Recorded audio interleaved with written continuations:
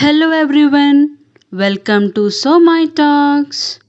ఈరోజు స్పెషల్గా బిర్యానీ చేస్తున్నా, అది కూడా చికెన్, ప్రాన్స్, మటన్ ఏది లేకుండా.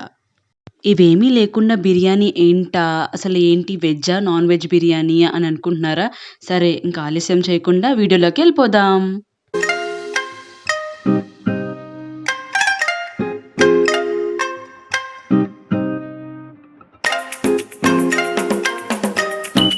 ముందుగా బిర్యానీకి కావలసినట్టు బాస్మతి రైస్ ఒక గ్లాస్ ఫుల్గా తీసుకున్నాను. బాగా వాష్ చేసేసి ఒక అరగంట సేపు నానబెట్టుకుందాము.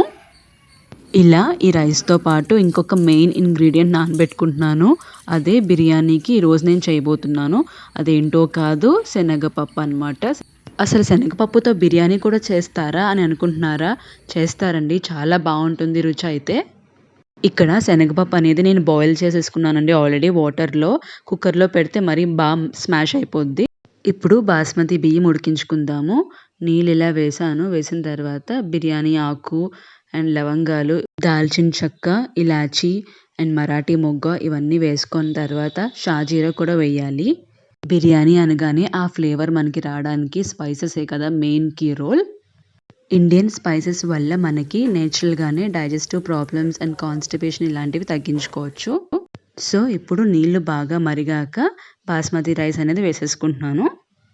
ఈ రైస్ అనేది నేను 90% వరకు కుక్ చేసేస్తాను అండ్ వార్చుకుంటాను. అన్నం అనేది తగినంతగా సాల్ట్ కూడా ఆల్రెడీ వేసేసాను నేను.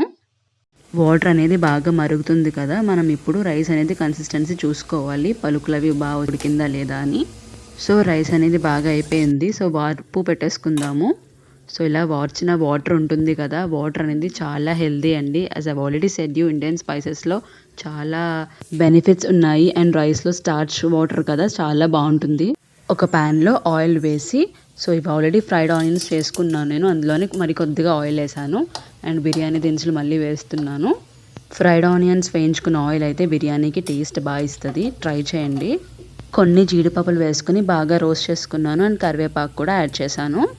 నాన్ వెజ్ బిర్యానీస్కి ఏమాత్రం తీసుకోకుండా ఉంటుంది బిర్యానీ అనేది, తప్పకుండా ట్రై చేయండి. అండ్ కొన్ని చిల్లీస్ యాడ్ చేశాను ఇప్పుడు. సో మంచిగా రోస్ట్ చేశాక ఆనియన్స్ అనేవి యాడ్ చేద్దాము. ఆనియన్స్ అనేవి తక్కువ యాడ్ చేసుకోండి, ఎందుకంటే ఆల్రెడీ మనం బ్రౌన్ ఆనియన్స్ వేస్తాము బిర్యానీలో. బిర్యానీ అనేది రెగ్యులర్గా కాకుండా ఇలా డిఫరెంట్ స్టైల్లో ఒకసారి చేసి చూడండి. కొత్త కొత్త టేస్ట్లు అనేవి మనకి తెలుస్తూ ఉంటాయి. ఈ ఆనియన్స్ అనేవి కొంచెం గోల్డెన్ బ్రౌన్ వచ్చాయి కదా, ఇప్పుడు అల్లం పేస్ట్ వేద్దాము తగినంతగా. అలాగే ఒక స్పూన్ పసుపు, ఒక స్పూన్ ఫుల్గా కారం, ఒక స్పూన్ సాల్ట్ అనేది చూసుకుని వేసుకోండి, ఎందుకంటే నేను ఆల్రెడీ రైస్లో మళ్ళీ వేసాను, సో ఎక్కువ అయిపోతుంది. 1 ఫైన్లీ చాప్డ్ టొమాటోస్. ఇక్కడ టొమాటో అనేది బాగా మగ్గాలి. బాగా మగ్గిన తర్వాత పెరుగు వేసి గ్రేవీ కన్సిస్టెన్సీ వస్తుంది కదా, సో అప్పుడు వరకు చూద్దాము. మసాలా పౌడర్స్ వేద్దాము. ధనియాల పొడి, జీలకర్ర పొడి అండ్ గరం మసాలా ఇవన్నీ బాగా వేసుకొని బాగా సాట్ చేసుకోవాలి, అన్నిటికీ బాగా మిక్స్ అయ్యేలా. అండ్ ఇప్పుడు పెరుగు యాడ్ చేస్తున్నాను. 1/4 కప్ వరకు పెరుగు యాడ్ చేస్తే సరిపోతుంది.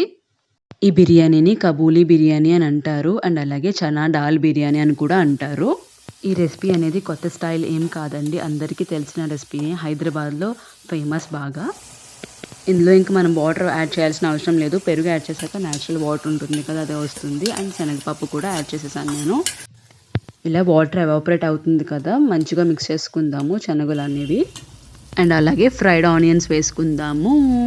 అండ్ ఆ తర్వాత కొత్తిమీర అండ్ పుదీనా కూడా వేసుకోవచ్చు. నా దగ్గర కొత్తిమీర లేదు, అందుకనే నేను పుదీనా యాడ్ చేస్తున్నాను. సో ఇంకా బాస్మతి రైస్ అనేది లేయర్స్గా యాడ్ చేసేసుకోవచ్చు. సో ఈ రెసిపీ అనేది చాలా simple and easy recipe and also protein rich recipe అనమాట. ఇలా 1 కప్ ఆఫ్ కుక్డ్ చనా దాల్లో 33% ఆఫ్ ప్రోటీన్ అనేది ఉంటుందంట. అండ్ అలాగే హార్ట్కి చాలా మంచిది, రిచ్ ఇన్ ఫైబర్. కర్డ్ కాంబినేషన్తో తీసుకుంటున్నాం కనుక ప్రోబయోటిక్స్ బాగుంటుంది, రిచ్ ఇన్ బ్యాక్టీరియా. అలాగే రైస్ అనేది వేసేసుకున్నాం కనుక ఫ్రైడ్ ఆనియన్స్ కూడా వేసేసుకున్నాను. టాప్ ఆఫ్ దట్ ఇంకొంచెం బాస్మతి రైస్ యాడ్ చేస్తున్నాను. అండ్ అలాగే కొత్తిమీర అండ్ పుదీనా కూడా వేసుకున్నా బాగుంది. కొంచెం పైన ఫుడ్ కలర్ యాడ్ చేద్దాము. ఫుడ్ కలర్ అవాయిడ్ చేద్దాం అనుకునే వాళ్ళు న్యాచురల్గా కొద్దిగా పసుపు తీసుకుని నీళ్ళల్లో కలిపి వేసినా కానీ పసుపు ఫ్లేవర్ అనేది ఏం రాదు. కొద్దిగా కరివేపాకు వేస్తున్నాను పైన అండ్ నెయ్యి వేసాను. తర్వాత ఇలా లిడ్ పెట్టేసుకుని 5 minutes లో ఫ్లేమ్లో ఉంచుకుంటే సరిపోతుంది, బిర్యానీ అనేది కుక్ అయిపోతుంది. సో, ఆ బిర్యానీ చూసారా పలుకులు పలుకులుగా బాగా ఉడికింది. అండ్ అలాగే టెక్స్చర్ చూడండి ఎంత బావుందో and it's so yummy. Try it. ఈ బిర్యానీకి కాంబోగా ఏ కర్రీ అవసరం లేదు. మిర్చికా సాలన్ కూడా అవసరం లేదు. జస్ట్ ప్లెయిన్ రైతాతో తినండి. అద్దిరిపోతుంది. అండ్ లెమన్ కూడా పిండుకోండి. I hope you like this recipe. Please do like, share and subscribe to Somi Talks and Travels. Bye bye. See you in the next video.